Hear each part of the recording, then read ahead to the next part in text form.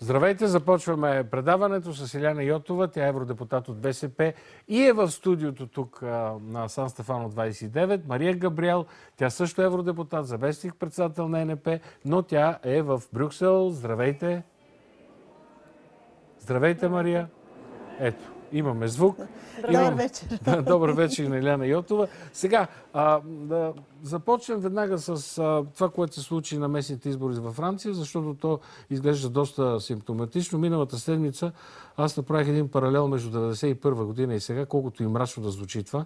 1991 година Русия се отказва от Съветския съюз и той се разпадна. Сега, след тези резултати във Франция, все някога ще има и президентски, съвсем скоро и парламентарни избори. Може ли Франция в един момент да реши да напусне Европейския съюз, както направи Съветския съюз 1991? Госпожо Йотова, и после госпожа Габриел ще ни отговори на този въпрос. Даже задаването на глас на този въпрос звучи доста страшно. Нали? В никакъв случай дори не искам да допусна тази мисъл. Много се надявам, че политиците във Франция в тази оставаща седмица до втория тур наистина ще се оттърсят от емоциите си на вчерашния и днешния ден. Ще преглътнат този шок, защото това си беше шок. И ще си подадат ръка, имам предвид лявото и дясното във Франция, за да могат да спрат. Те си подадоха вече, доколкото разбрах. Не съвсем, защото Саркози отказа да влиза във всякакъв вид договорки с социалистите. Много силно беше решението на председателя на френските социалисти днес, там където партията му е останала на трето място, да се откаже от по-нататъчно участие. И тук може би е хубаво да кажем и за зрителите какво означава това. Във Франция, за разлика от нашето изборно законодателство, на регионалните избори, ако си прескочил бариерата от 10%, имаш право да участваш и във втория тур. Но сам разбирате, че това води до допълнително разсейване на гласове и затова днес социалистите се отказаха да участват там, където са на трето място. Това обаче е наистина много сериозно политическо решение, защото това ги лишава в следващите 5 години от всякакво участие във властта на местно ниво. И действително се иска много воля и много огромен сила. Компромис. Огромен компромис. 2002 година, знаете, на президентските избори във Франция, когато социалистите отново останаха трети, те се отказаха в полза на Ширак, за да спрат тогава бащата на Мари Ле Пен да стане президент на Франция. Добре, госпожо Габриел, в Брюксел как изглеждат нещата? Тук в София като че ли по-спокойно възприемаме резултатите от изборите във Франция, но може би в Брюксел притеснението е доста по-голямо. Тъй ли е наистина? Аз мисля, че навсякъде опасенията са еднакви, защото резултатите от вчерашния вод биват приемани с тревога, но и с много голяма отговорност. Тревога, защото посланието към традиционните партии е много силно. Това, че не са успели да накарат избирателите да се усетят като част от това, което те предлагат. Затова и популистските изказвания успяват да привлекат една голяма част от избирателите на Националния фронт. Друг е въпросът, че много скоро ще се постави въпроса за реалния капацитет на Националния фронт да управлява регионите във Франция и тяхната управленска програма. Обаче това означава и много голяма отговорност. Отговорност към двете големи други традиционни партии, партията на социалистите и така наречените републиканци на Саркози. Много важно ще бъде едно от последствията на този вод да бъде да работят заедно, защото, както го правим ние тук в Европейския парламент, вследствие на последната реформа във Франция, регионите, областите имат много силни компетенции и ако двете партии заявят много силно желание за съвместна дейност, това със сигурност ще означава и контриране на част от контрапосланията на Националния фронт. Много важно ми се струва да отбележим все пак, че трябва да изчакаме резултатите от втория тур. Нека не прибързваме, нека не подценяваме възможността и способността на французите да се мобилизират, когато става въпрос за защита на демократични ценности. Госпожа Йотова правилно даде вече примера с бащата на Марин Ле Пен по време на предишни президентски избори, защото основното е, че Марин Ле Пен не съумя да привлече избиратели, които истински споделят нейния проект. По-скоро стратегията е нито едните, нито другите и посланието за всички са еднакви, успява определено да докосне една част от избирателите. Но това със сигурност не означава управленска програма и истинска готовност за прилагане на изход и за мерки от изход на кризата. И аз мисля, че тук французите имат още още една седмица, за да направят своя разумен избор. Добре, благодаря ви, госпожо Габриел. Ще ви включим отново след малко. Само че един колега, който се казва Пие Бриансон, е написал нещо много интересно като коментар от днес. Той е казал, речи на Саркози вече показват влиянието на Националния фронт. Той взима идеи директно от крайно десните си опоненти, твърдо срещу престъпността, твърдо срещу миграцията, край на Шенген и така нататък. В същото време пък Великобритания също търси промени в правилата на Европа. Аз смятам, че това е едно от нещата, които доведе до тези 27, мисля, че са процентите на републиканците в момента. Тази тактика на Саркози е буквално от няколко месеца. Той обърка дори собствените си избиратели. Това е изключително глупава тактика, според мен. Не се притеснявам да го кажа, защото той в това отношение не може да надвика Марин Ле Пен. Не може. Няма как да стане. Това са послания на Фронт Национал в Париж, в Франция много отдавна. Но тук Мария е права в това, което казва. Едно е да си играеш с страховете на гражданите. Едно е да изричаш дали било то от Европейската трибуна, защото тя е наш колега, евродепутат, било от местната френската трибуна, да играеш с страховете, хората да чуват на глас това, за което самите те се страхуват. И друго е, ако утре, не дай си Боже, ти се наложи да управляваш и тогава да се справяш и с безработицата, и с кризата, и с цялата тази миграция, защото цялата кампания на Марин Ле Пен беше построена върху тези страхове на хората, основно на темата сигурност. И когато се наслагват събития от голямата мигрантска криза, за която Европа търпи страхотна критика тук, защото не можеш да говориш за спешни мерки в продължение на една година. Що за спешност е това, когато не можеш елементарни крачки да направиш за една година. И когато към това се прибавиха и атентатите, естествено и този резултат. Но аз пак се връщам към първото си изречение. Надявам се през тази една седмица наистина разума да бъде водещ. Добре, чакаме резултатите от втори тур. Но онзи ден в петък така излезе една информация много интересна, че Европейската комисия с Турция има тайно споразумение, според което 500 хиляди, половин милион бежанци от тези, които в момента сирийци, които са на територията на Турция, ще бъдат прехвърлили в европейските страни. Според вас има ли подобно нещо или това е само някаква клюка, която не отговаря на истината? Да, има такъв разговор и то не е споразумение с Европейската комисия. Това е разговор, който е воден на последната среща на върха в Брюксел, в когато участва и Турция, в неделя. Преди миналата, не тази неделя, която когато турски министър-председател беше в Брюксел. Точно така. Ние, разбира се, знаем много малко за такъв тип разговор. Аз имам парламентарно питане до Европейската комисия, само че с темповете, в които се движат там парламентарните въпроси, го очаквам сигурно в началото на следващата година, но както и да е. Така или иначе, такива разговори са водени. Точно тогава у нас беше на посещение господин Камерън. Аз много се надявах, че този тип уж договорки ще станат предмет на разговори между двамата лидери в българския и съответно английския. И ще имаме малко повече яснота, защото тези недомлъвки, тези полупросмукани информации, да, те също са катализатор на това недоверие и съмнение у хората. Колкото и да са тежки проблемите, те трябва да бъдат поставени на масата, а не крити, защото когато го криеш, става ето това, което стана във Франция. Добре, госпожо Габриел, каква е вашата информация във връзка с това, което разговаряхме тук-що с госпожа Йотова, за това евентуално споразумение, дали е устно, дали е писмено, ние нищо не знаем, но говорим за едни 500 хиляди бежанци от територията на Турция, които да бъдат прехвърлени в Европа.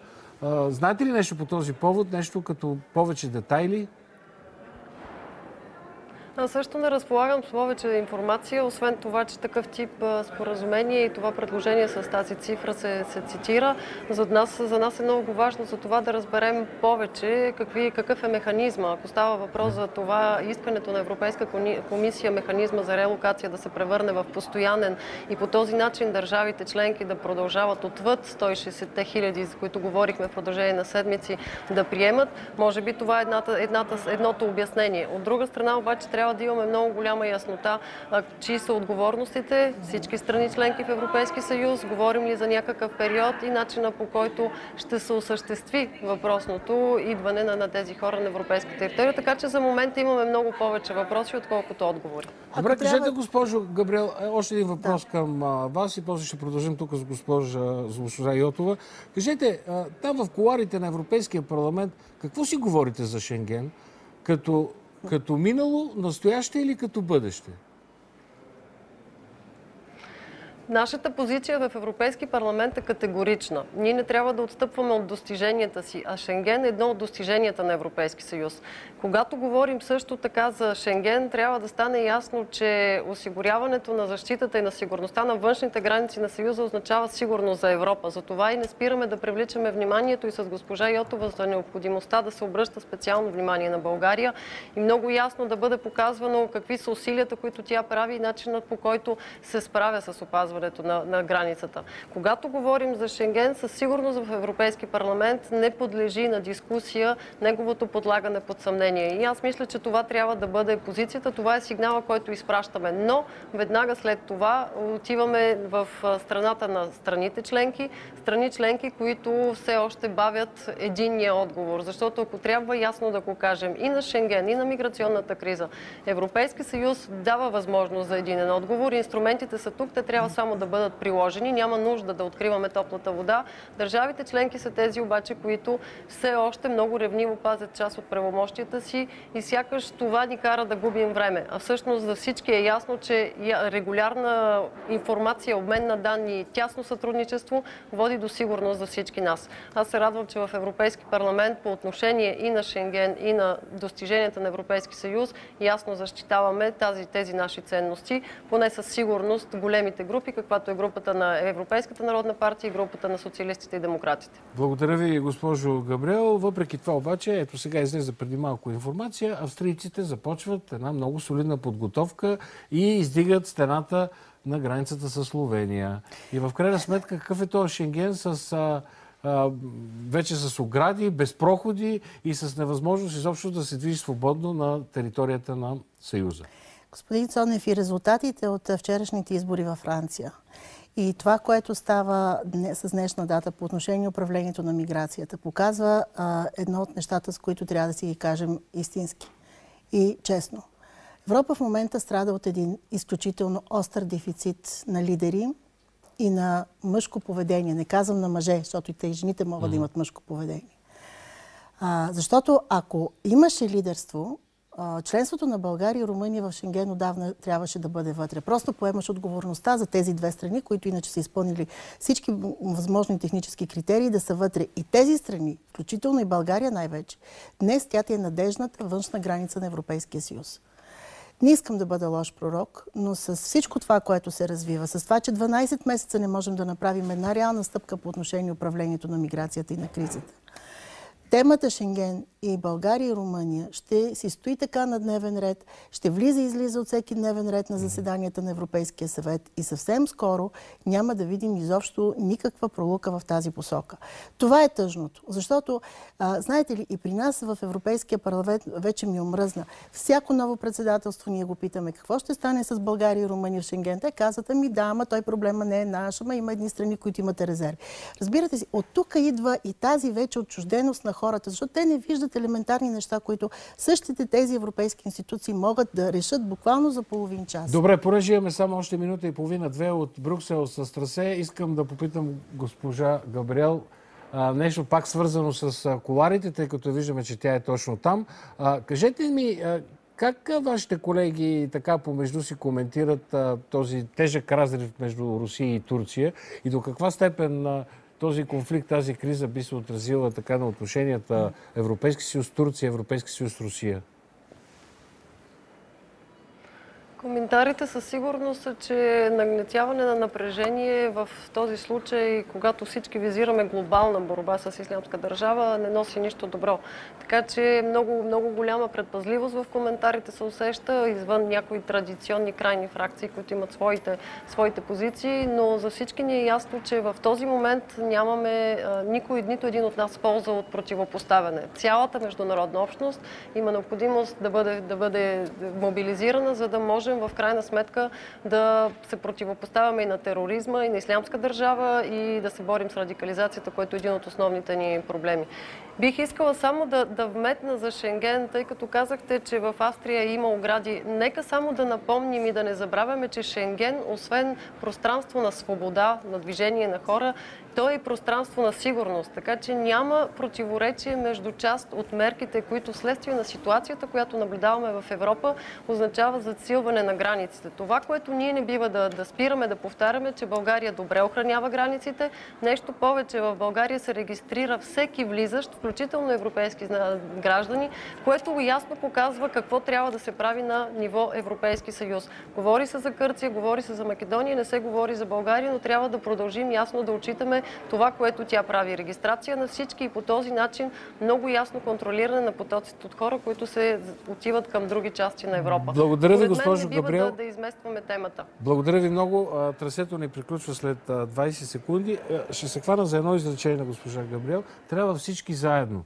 Обаче великите сили като че ли си правят оглушки, когато трябва да вземат едно общо решение или да се съберат в една обща коалиция срещу това, което вече и в България почваме да наричаме ислямска държава Даеш. Почва да става много модерна тази дума Даеш. Не знам точно каква е абревиатурата, но това няма никакво значение. И защото не трябва да окачествяваме това формирование като държава. И ми струва, че и това е затова вероятна казваме позиция. Даеш. Обаче тази Даеш така може да си съществува с удари от въздуха още 5, 6 и 7 години и да си продава петрол, да си купува оръжие, а ние да си говорим тук по студията. Така е, докато няма тази голяма международна коалиция, за която и френският президент Оланд направи всички усилия. Както виждате обаче, ето един такъв инцидент между две държави като Турция и Русия на практика отнесоха общественото внимание съвсем друга посока. Точно така Нещо беше. повече направиха тази коалиция абсолютно невъзможно да се случи. Тя с днешна дата не е факт. Освен това, и нека да не си затваряме очите, има достатъчно много търговски интереси по отношение на контрабандата с петрол и по отношение на оръжието. Това, което се прави на европейско ниво, ние можем да измислим 20 директиви за забрана на продажбата на оръжие, докато не се вземат конкретни мерки по отношение на сигурността, нищо няма да стане. И затова имаме си проблеми в Европейския парламент, когато казваме, че винаги кой е първият приоритет за справяне с бежанската криза, с тероризма, макар че никой не трябва да слага, разбира се, знак за равенство, ние казваме охраната на границите. Задължително. Засилената сигурност. Това е просто важно, необходимо за нашите собствени граждани. За цяла Европа. Добре, благодаря ви за този разговор. Благодаря ви за този разговор. Успех ви